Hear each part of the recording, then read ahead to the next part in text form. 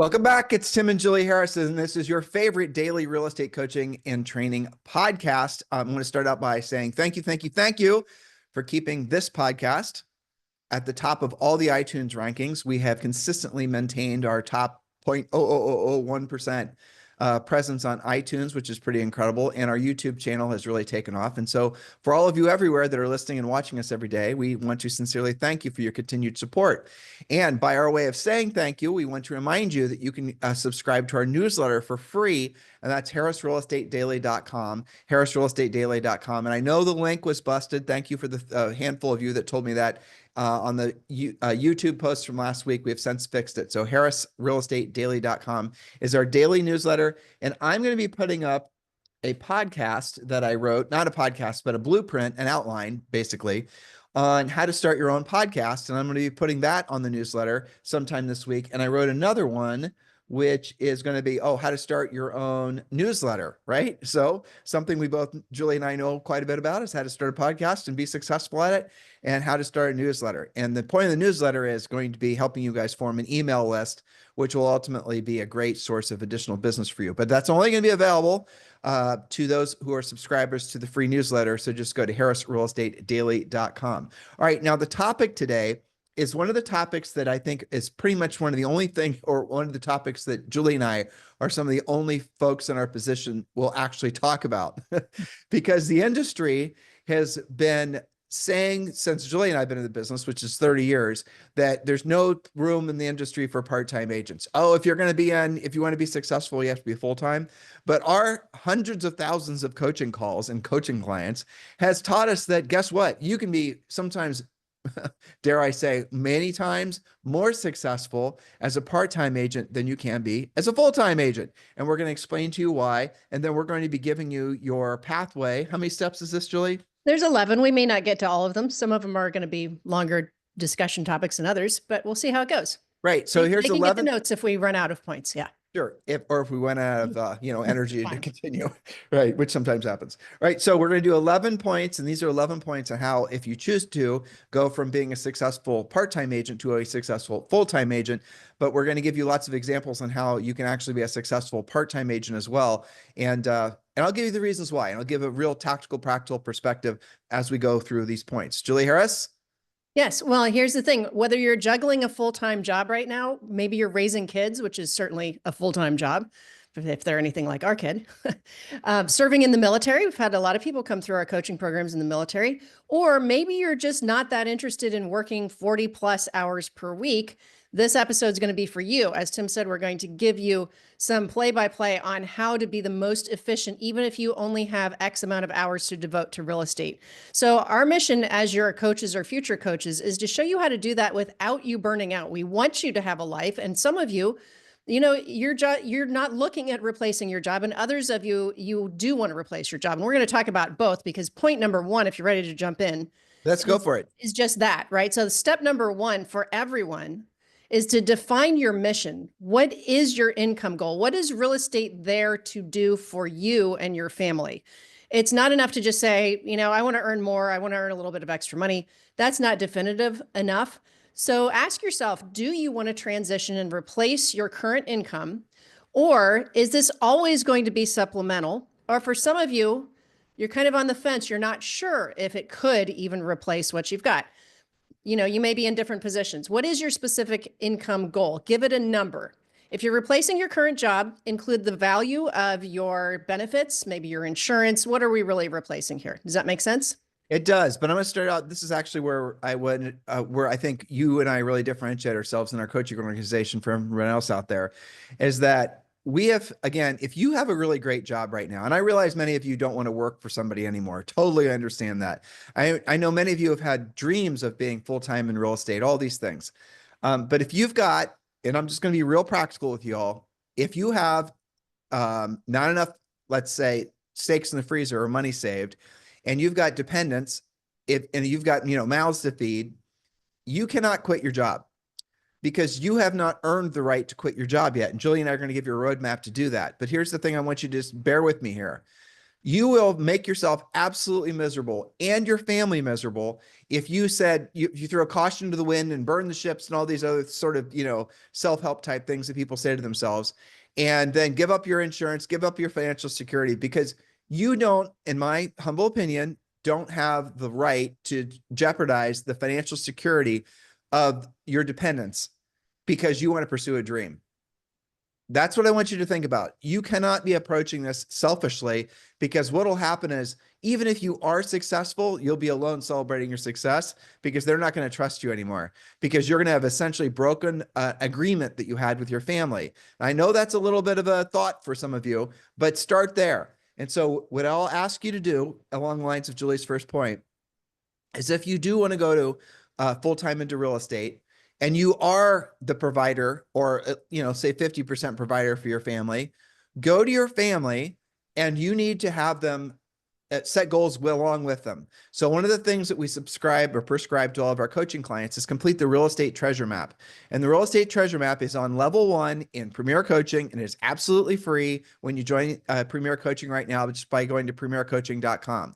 So join Premier Coaching. Level 1 is the treasure map. Fill it out with your family, because then you're going to be explaining to them why mom or dad is spending all their time working, why mom or dad are not home on the nights and the weekends, why mom or dad are sometimes frustrated and upset, or just the things, right? The behavioral changes for a grander purpose, because you're trying to improve everyone's lot in life. You have to start there, and don't just be like, I'm going to do it hell or high water. I have known many, many coaching clients over the years who have did not follow, well, maybe didn't hear it say it. And what they did is they did the burn the ships thing, family security be damned. And they ended up getting divorced. They ended up having, just really horrible experiences as a result. Whereas if they had taken the, great advice that hopefully you guys will agree is great advice, and getting your entire family or your clan to buy in on you proceeding to fulfill your fantasy of being a successful real estate agent or broker, then you're going to get them not pulling away from you.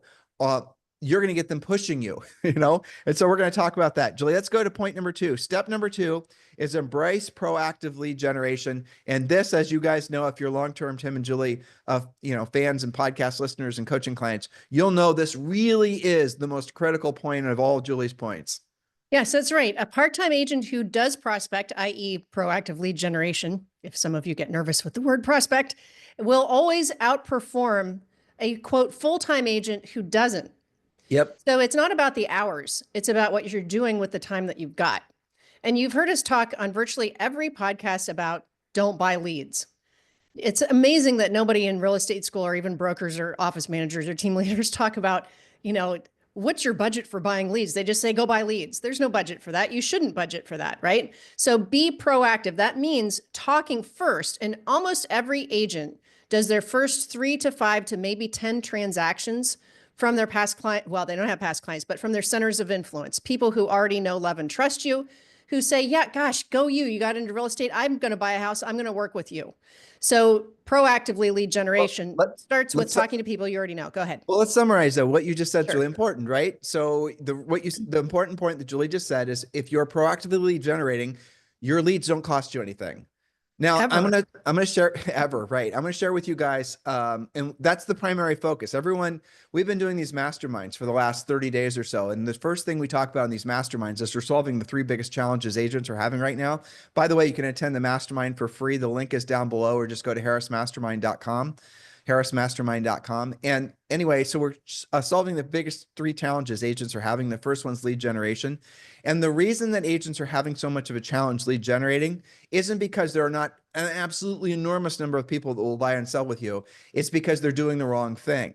And so I had an interesting call last week with somebody who was asking me to help him prioritize. Dan, I'm talking about you if you're listening. 3 opportunities that he had in front of him. And one was calling expired.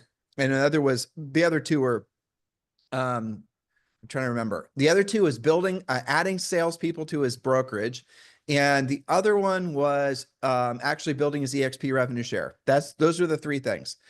The answer I gave him was, those are 3 different activities that are going to be putting money in your pocket at 3 different time intervals. The prospecting of the expireds will put money in your pocket right away. The going after added team members may or may not ever put money in your pocket. And then the, depending if they're, successful. And then the last thing I put that we talked about, obviously, was revenue share. So the 2 things that are the most important for him was long-term financial independence through revenue share, short-term cash flow through prospecting expireds. I want you to think about that. So when you're making a decision where you should be spending your time and maybe in some cases money with regards to lead generation, the question you have to have answered is, how long will this take me? How long will it take for this to put money in my pocket? And if the answer is any more than 60 to 90 days, it's too speculative for 99.9% of you. It probably will never work. And you probably are going to not, it'll be very, sexy, and you'll want to do it because it's going to be branding and marketing and social media and all this easy stuff. Right? Right. Yeah. And it doesn't require a lot of skill. And it's the stuff that's hardest to do is the stuff that always pays you the most and almost always pays you the quickest in real estate. When you are hearing all of these people, and I've been watching a lot of them lately, who are, blah, blah, blah. Oh, you don't want to prospect. Who wants to do that? Yuck, prospecting. It's hard. You might get rejected. You're going to have to say things. You're going to have to do things you don't want to say or do. Well, it's because they've never done it, or if they did it, they didn't do it for long enough to get good at it. They just frankly didn't put in the effort. And so now they call everything cold calling. Right. As if calling an expired is somehow the same as circle prospecting, which it absolutely is not. That's right. All right. So I think we've grinded it on that point, but you got to be a proactive lead generator if you want to make money in real estate. And I'll give you a little secret. You're going to start out by being a proactive lead generator. Don't back off from being a proactive lead generator. When you finish your real estate treasure map, which is in the first level of, Premier Coaching, which you get for free when you go to premiercoaching.com, you're going to realize that the long-term proactive lead generation and having a specific number of listings at all times, which treasure map helps you figure out, is going to be the only real estate business plan you ever need. I want you to open your mind to the fact that there's something within you that wants this to be more complicated than it has to be. There's some plague, some virus in our industry that's trying to convince agents that being successful in this business, in life, is harder than it has to be. It requires more thinking and noodling and spreadsheeting and Venn diagramming and all these other things. It doesn't. This is the easiest, most elegant business that I can think of, frankly, that virtually everyone could do at a high level to make the most amount of money and help the most amount of people. So don't screw it up by making it too complicated. Next point, step number 3 is track everything. Julie? Yes, and we talk about this also in the treasure map. Track everything by using visual accountability. That lets you know, are you on track, ahead, or behind once you've set those goals. So using your visual accountability, your whiteboard system, you're going to track your leads, your listings, active listings, your buyers who are signed to buyer agency, everybody who's in contract, and all of your closed transactions. So if your treasure map says, in order for you to meet or exceed your financial goals, you've got to do 18 transactions this year, and you've only done 3 and you're halfway through the year, well, you're behind. But maybe you're not in that scenario. A lot of my coaching clients are ahead. They can tell me they're ahead because we're tracking everything visually. And yes, of course, you can use spreadsheets and you can do all of those things, but spreadsheets are out of sight and out of mind. And it's easy to just forget to update them. And all of a sudden 2 weeks has gone by and you forgot about some leads.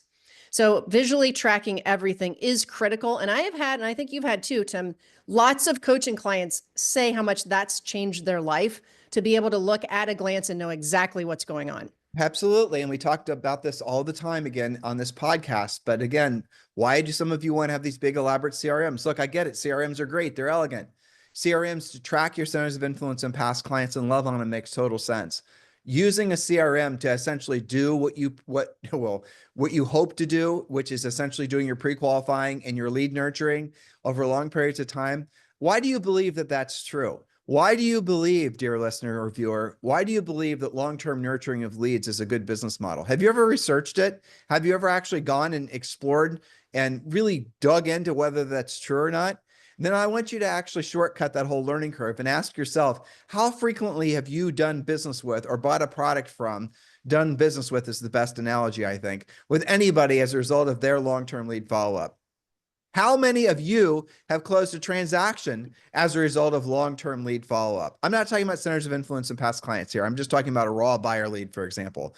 The reality of it is that every single study that's ever been done shows that the likelihood of that lead transacting with you, if they're essentially not going to be doing so within 60 days or less, drops like a rock. In other words, putting them in a long-term drip campaign, I'm not going to say it's a complete waste of time, but every single study that's been done by any company other than the ones trying to sell you the long-term lead follow-up CRM systems has proven that the only leads that really truly matter in any business, not just real estate, are the ones that are contacting you today or you're contacting through proactive lead generation that you fully pre-qualify, and then you get to the extent where you ascertain as to what their level of motivation is. And if they're not going to transact with you within depending on your market and the days on the market and all the rest of it, within 60 or 90 days as a general rule, then you should consider not keeping them around at all. You should think about that. Now, what will that do? It'll make you feel insecure. What will that do? It will make it so that you feel more urgent to do what? Proactive lead generation. It'll make it you more urgent to do what? Do incredibly good, furiously fast lead follow-up. Because what happens is psychologically, and it's understandable, is that agents will build these big databases full of zillions of leads they're following up on.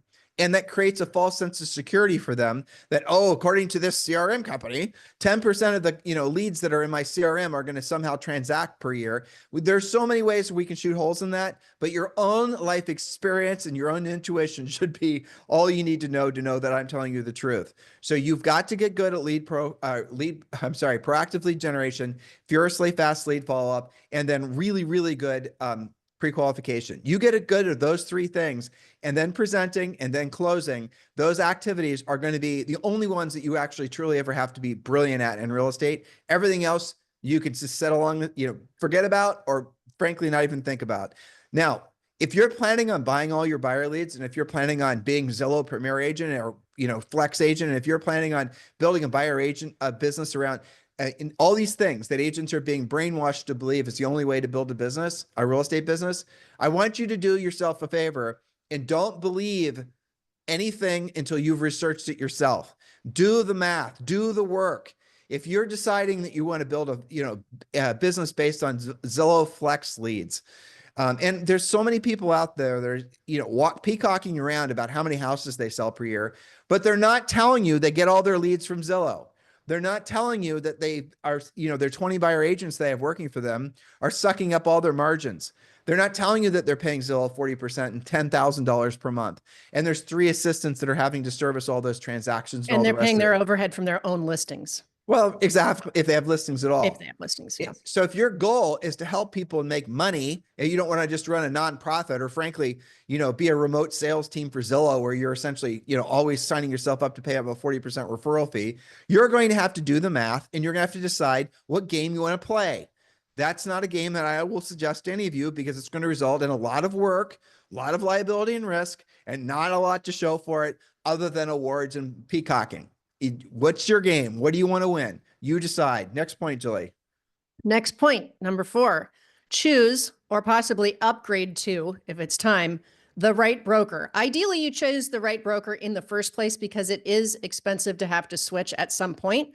Some of you, it's time now. So, why is it so important to choose a broker right now? Well, whether you're working full-time or part-time, you've got to align with a brokerage that actually amplifies your productivity instead of stymies your productivity. I've talked to agents, I think you've had calls like this too, where they're like, they just don't feel the support from their brokerage or their team manager or their team leader. And maybe that's time to, that's a clue to switch.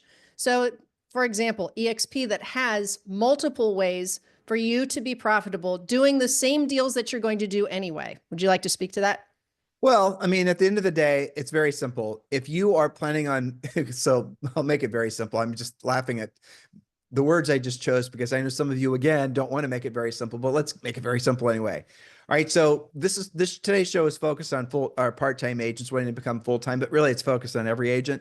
Let's assume your goal is to make profit from your business. And let's assume this year you're going to earn $300,000 in gross revenue from your real estate business. You earned, you sold 30 houses, each of them paid a $10,000 commission, you made 300 grand. Good job. You've done well for yourself. Now, if you are do the math, how much are you actually paying your broker? Many of you are paying your broker $30,000 to $50,000 from the 300,000 that you just earned. You don't realize that. You're not doing the math. Oh, no, Tim, you don't know what you're talking about. I'm in a 90-10 split. You're in a 90-10 split, but did you forget about your royalty fee? Did you forget about your transaction fee? Those of you guys who are on these splits, you haven't really taken the time to do the math and realize that without a cap, without a cap, they're going to keep on taxing you on every single transaction. And so just to put it in perspective, when you're at eXp Realty and you have, you're earning, $300,000, your total cap, the total amount of money in commission splits you're going to pay eXp is 16 grand. Now, adjust accordingly. So you're on an 80-20 split and you paid in 16 grand. Many of you, if you're say earning 300,000, will have capped, if you start in January, capped by probably what, March? That means for the rest of the year, there's no commission split. You're 100%. How many of you in real estate, right? How many of you listening or watching us right now even realize that's actually how caps work? You don't, because many of you have never really explored this before. I'm going to say it again. When you're at eXp, once you've paid in $16,000, every cent that comes in from commissions goes to you for the rest of that 12-month period. That's pretty incredible. And that's, for most of you, substantially less. Now, if you factor in all the things that eXp offers you, the tech stack, some of you are paying for all these things that you won't have to pay for anymore at eXp. eXp is, the reason it's the largest independent brokerage in the world is because 8 individual agents, hell, part-time agents, top producing agents, they all have come to eXp, not always for the commission split, though that should be reason for most of you, but also for the massive amount of support that you get. In every market, every major market across the country, you're seeing these top level, highbrow, well-known agents who never would leave their, XYZ brokerage ever. They've been there for 30 years. And where are they going? They're going to eXp. Why? Because they're going to make more money net. That's why. And because they're going to have a lot of other opportunities to make more money through revenue share and things like that. If you want to build a team, it's a perfect environment. Your team splits. If you guys just take the time to do the math, if let's say you're a brand new agent and you're going to go with the brokerage down the street, you're thinking about it. You have not talked about commission splits with them yet. You have not talked to them about anything. Sit down and ask them how much money, if you sell a $300,000 house and the commission is say, $9,000, let's say, ask them how much of that you're going to get. And don't let them move you around. I want to know, what is my check going to be? Okay? Ask them, because after that, you're then going to have taxes. Then you're going to have, and you haven't even paid yourself anything yet. If you're working with a buyer, I'm going to put this in perspective for all of you. If you're working with a buyer and you're paying a 40% referral fee and you're on an 80-20 split with your brokerage, or a 70-30 split with your brokerage, or a 50-50 split with your brokerage, you need to add all these things up. So that $9,000 comes in from that $300,000 sale, right? And then let's say you're paying 30% for your broker, and then you're paying 40% because that's what the referral fee is that you agreed to. And there's other, knock you around, other miscellaneous fees. So you're making, before you actually, before your expenses, you're making maybe 25 or 30%. So that $9,000 or $10,000 commission is now $2,000, and you haven't even put gas in your car yet, or gotten reimbursed for all the Starbucks you bought those buyers yet. That means you're making no money. This is the reason Julie's second point or third point was learn to be a proactive lead generator. Look, you guys know that Julie and I are with eXp Realty. We've been with eXp for about 6 years. It is one of the, if not the best business decision we've ever made. We're huge advocates of eXp. It's funny, over the years, I've seen it become, as a brokerage, more and more enticing, to the point now where I can comfortably say, no matter where you are on the success spectrum at eXp, whether in brokerage or individual agent, eXp is going to make it so that your life is going to result in a lot less stress, but a lot more profit. You got into this business because you need to make profit. You want to pay bills. You have your own dreams and your own ambitions and all the things. You want to go from working part-time to be full-time in real estate. Make the smart business decision and choose the brokerage which is going to put the most money in your pocket. It just makes the most sense, doesn't it? Don't have these thoughts after you've chosen your brokerage, after you've got 3 deals in contract, then you're going to contact us and you're going to say, I wish I would have listened to you in the first place. Don't do that. Do it before you actually sell anything, or do it before you take more listings or get more in contract. That way you can put more of that money in your pocket. So here's the easy path forward for you. There's a link down below to learn about Julie and I's eXp Realty Group. And why you'd want to join with us. And this is when you're going to look at the website. Those are all the things that we exclusively offer on top of what eXp offers, and why, frankly, thousands of agents join with us every year. If you're ready to choose a sponsor, if you're ready to join eXp, you're ready to land the plane, we're here to talk with you as well. And you can text me directly at 512, don't call, text, 512-758-0206. Phone number is also down below, 512-758-0206. And just text me and give me a little bit of background on you, and we'll have the EXP conversation. Next point, Julie. Okay, next point is you have to master the tools of the trade as quickly as you can. You should be committed to not going through the real estate wilds, or even through an open house, or even talking to your centers of influence without scripts, without a buyer presentation. You know, there were agents that could survive years without having a buyer presentation, but that's not the case now. Listing presentation, pre-listing presentation. You're going to work hard for those leads. It's your job to make sure they transact with you. And that includes having your own proprietary presentations that are not exactly like what everybody else in your brokerage uses, that explain what makes you different. And we talk about that on our mastermind. So if you guys want to learn about ethical real estate professional, and you want to learn about your pre-listing pack and your scripts and all the rest of it, do join us for the upcoming mastermind, harrismastermind.com. But you don't probably, if you're not going on listing appointments, you don't know what a pre-listing pack is. You don't know what a pre-buyer appointment pack is. You don't know how important all these things are. Let me just summarize it for you. You're going to walk into a listing appointment. I pray this happens for you. It's going to be a great listing. It's going to be the launch of your career. It's going to be the launch of the next phase of your career, but you're competing for it. You're not ready. Let's be honest. You're not ready. You've got a great personality and you can clean yourself up, and they've got a golden retriever and you've got a golden retriever, but you're competing with some Barracuda agents and they have great pre-listing packs. They've got a great compelling story. And by the way, they have nice dogs as well. So you're not ready. You need to get your pre-listing pack together. You need to really get your game on while you have time, before you need it. You know, it's what's the old Boy Scout saying, Julie? I'm the old Boy Scout, so I should remember this, right? Hope for the best, but prepare for the worst. Yeah, that's right. Yeah, exactly. Well, proper previous planning prevents pitifully poor performance. That's the 7 Ps of real estate. That's from the military. So there's lots of ways to look at that. Like, you know, knowledge equals confidence, ignorance equals fear. Why would you go and wing it? Even for the first appointment you go on, you shouldn't be winging it. And that's where coaching comes in. That's where, you know, being with the right broker comes in. All of these things we're talking about, yes, we've been talking about as a part-time agent, but it's really for every agent, because there are people listening right now that feel like a part-time agent because they haven't done all of these things yet. Okay. So next we have focus on what actually makes you money.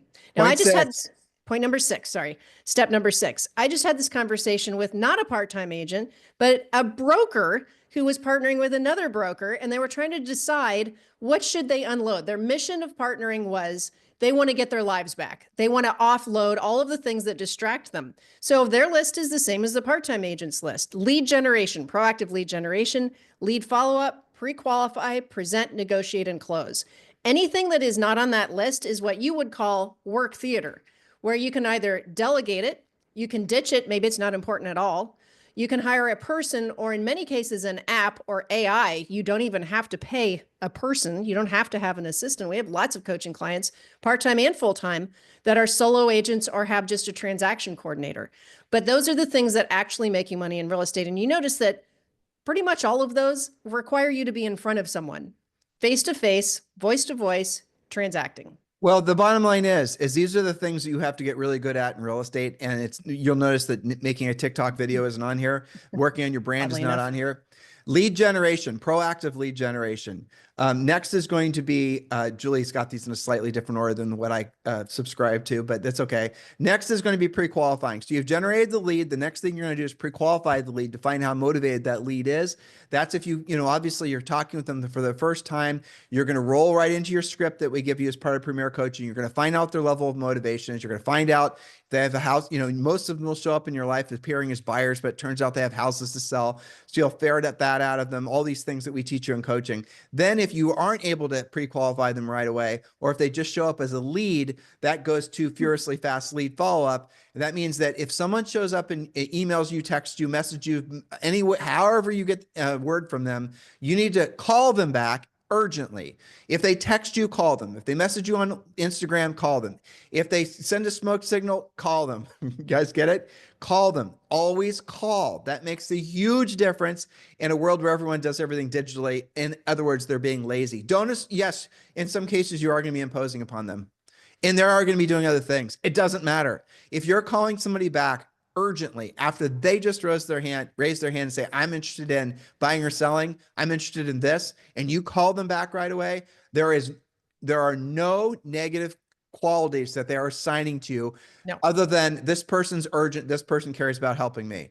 Wash all the crap that you guys hear from other gurus out of your mind about putting them in a drip campaign and just being passive and hoping and praying that they contact you. That is foolishness. So don't do it. And next up is obviously presenting, so after you pre-qualify, the next thing you're going to do, assuming it's a listing appointment or a buyer appointment, is you're going to send a pre-listing pack or a pre-buyer appointment pack. And then you have to learn how to present. And frankly, it's easy after you send the pre-listing appointment or pre-buyer pack appointment, pre-buyer package, because it just does all the heavy lifting for you.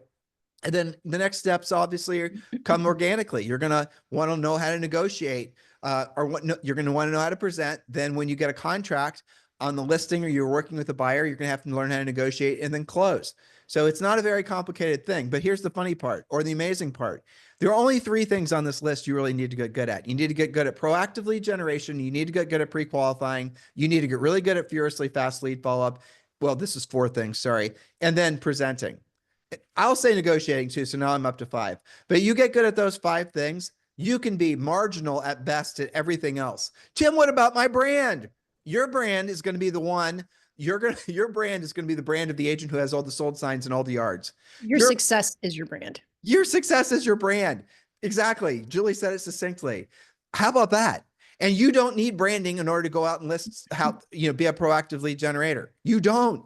You think right now, if you knock, Julie, someone's at the door. Let's go answer the door. Oh, it's, Robin, who's an agent. And it turns out that she's giving me great news about our villa is now worth this. And we paid that. And whoa, we won the real estate lottery. I feel fantastic. And then Robin mentioned that she has some buyers that are looking in the area that want to purchase a house. And do we or anyone we know are thinking about selling? No, not really, but I'll keep it in mind. Okay. That's proactively generating.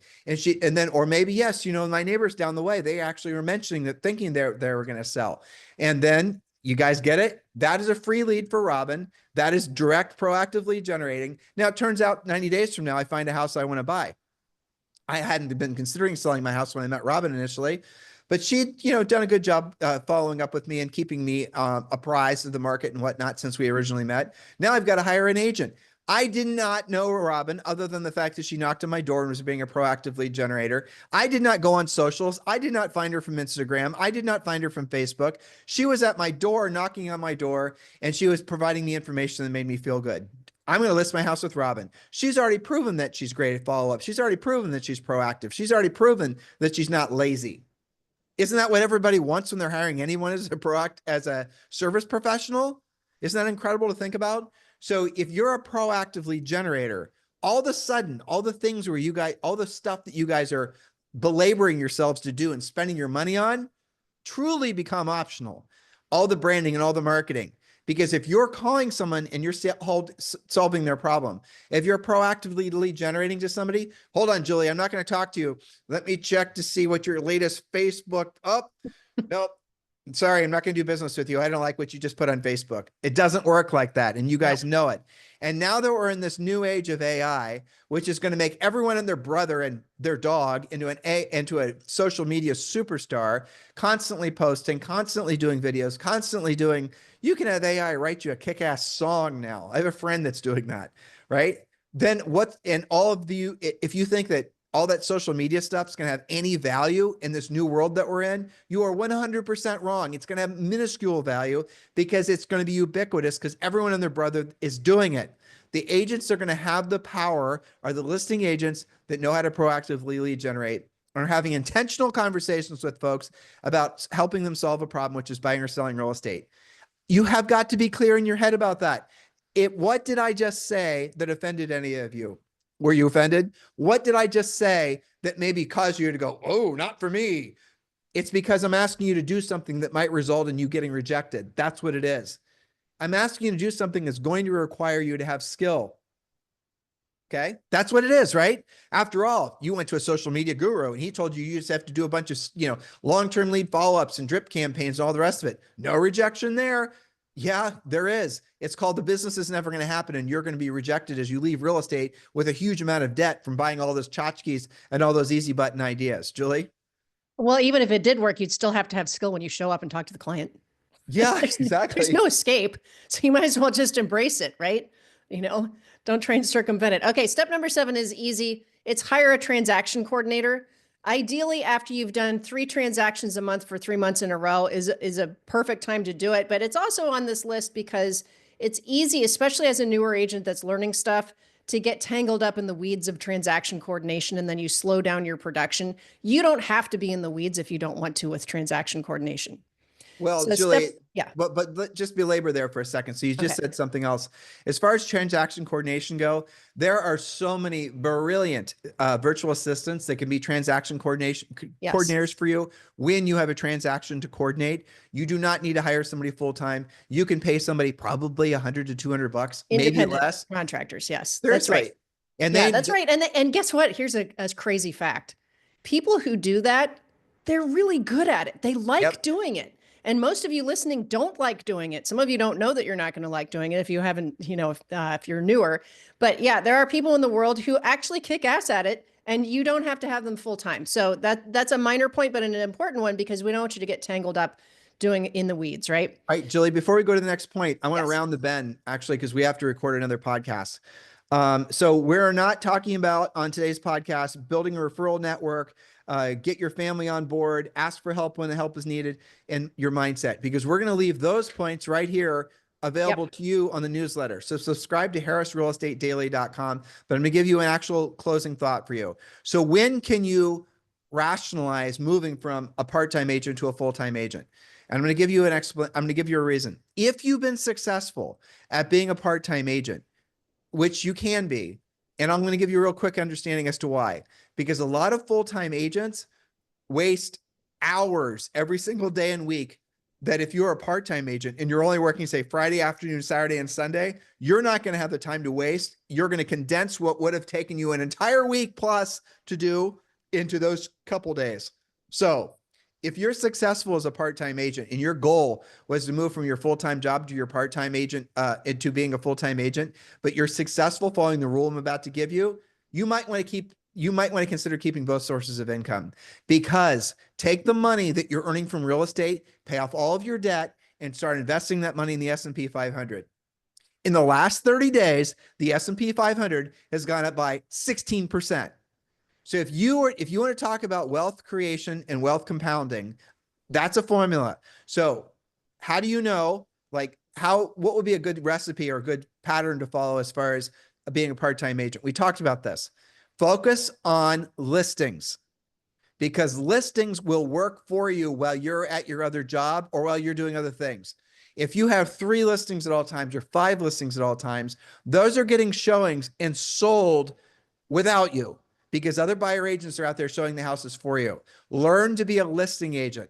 And then once you can refer your buyer business. We're not saying don't talk to them, don't pre-qualify them. You're going to have those conversations, but you can certainly do a professional referral to a buyer agent referral partner and make, your percentage from that. We're not Right. anti-buyer. We're just very, very pro listing. And you make an interesting point there, Tim, is that for some of you listening, you could turn real estate into your investment bucket. Exactly. Maybe you keep your solid, predictable job and you just take all of your real estate money and you invest it after, of course, paying your taxes. And we have had some coaching clients that do that is their mission. Remember, our first point was define your mission. What are you doing real estate for in the first place? And it's okay if it's for something else. Maybe it's your travel money. Maybe it's your investment money. Maybe you do both. There are different combinations. Go ahead, Tim. Well, all right, so if you are, like, say, doing a job, and Julie and I had a friend, an old neighbor named Dave Leckler. Remember Dave Leckler, Julie? Yeah. He was our across the alley neighbor in our first house, and he was a roofer. He called me, it was probably 10 years after we moved from that house, maybe longer. And he wanted to know how to get into real estate. He had moved to Florida. This is when we were in Columbus, Ohio. And I was really surprised because Dave was a master of getting up at the crack of dawn, getting his work done, getting home at noon and going fishing the rest of the day, coming home. And basically by the time his wife, Jonna, got home, so she didn't even know he went fishing every afternoon. That's a true story. I thought it was hilarious.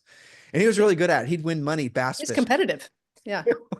I didn't know you could be a competitive fisherman, but he was. Yeah. But that's not my story. So the story is this. So he calls me up and he says, Tim, I can't do roofing anymore. I just physically can't do it anymore. How do I get into real estate? So I'm going to assume you're like Dave.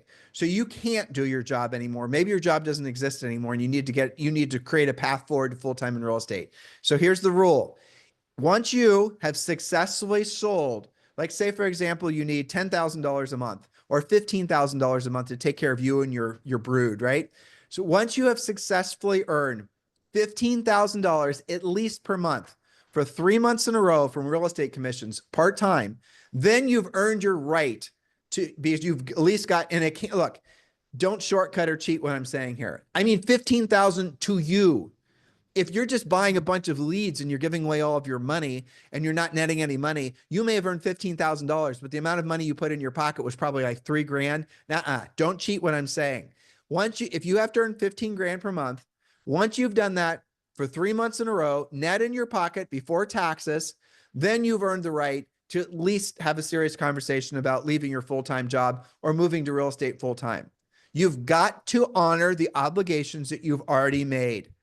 You've got to not burn the ships in this day and age. It doesn't make any sense. Earn the right to go to real estate full-time if that's what you choose. Now, if you're a single person with a goldfish and you want to burn the ships, I'll get the kerosene for you. Let's do it. But if you're like most people listening and you have real obligations, don't burn the ships. Earn the right to burn the ships. Oh, Tim, you're telling me what I don't want to hear. I know, but I'm also telling you what you need to hear so that 6 months from now, 12 months from now, you'll be vastly better off than you would have been if you just essentially not been considerate of the obligations and the commitments you already made. Because those obligations and those commitments will ultimately mean more to you than your success selling real estate. So we want to be here for you for the long term. We've given you guys a lot of information today. Remember to subscribe to the newsletter. Just go to harrisrealestatedaily.com. In the meantime, have a fantastic day. We'll talk with you on the show tomorrow.